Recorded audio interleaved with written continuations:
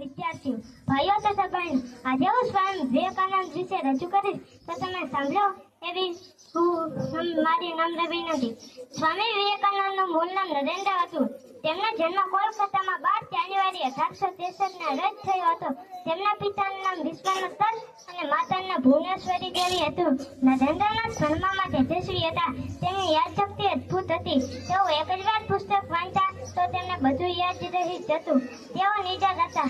પોતે અનુભવ ના કરે ત્યાં સુધી કોઈ વાતને શાંતિ માનતા નહીં. નરેન્દ્રનાથને એક જ જન્નત કે મારે ઈશ્વરને જોવા છે. તેઓ ગુરુની શોધમાં ઘણા વ્યક્તિને મળ્યા પણ કોઈ નાથી સંતોષ થયા નહીં. તે રામકૃષ્ણ પરમહંસને મળ્યા. તેમનામાં તેમને સાચા ગુરુના દર્શન થયા. તે સંન્યાસી બની ગયા. તે રામકૃષ્ણ પરમહંસે તેમને વિવેકાનંદ નામ આપ્યું. 30 વર્ષની ઉંમરે સ્વામી વિવેકાનંદે અમેરિકાના શિકાગો શહેરમાં ભરાયેલી વિશ્વ ધર્મ હાજરી આપી. તેમના પોતાના ભાષણોથી દુનિયામાં ભારતીય સંસ્કૃતિનો ડંકો વગાડ્યો. સ્વામી વિવેકાનંદે રામકૃષ્ણ મિશનની સ્થાપના કરી. આ સંસ્થા શિક્ષણ અને સેવાના કામો કરે છે. સ્વામી વિવેકાનંદે યુવાનોને શિક્ષણ આપ્યું હતું.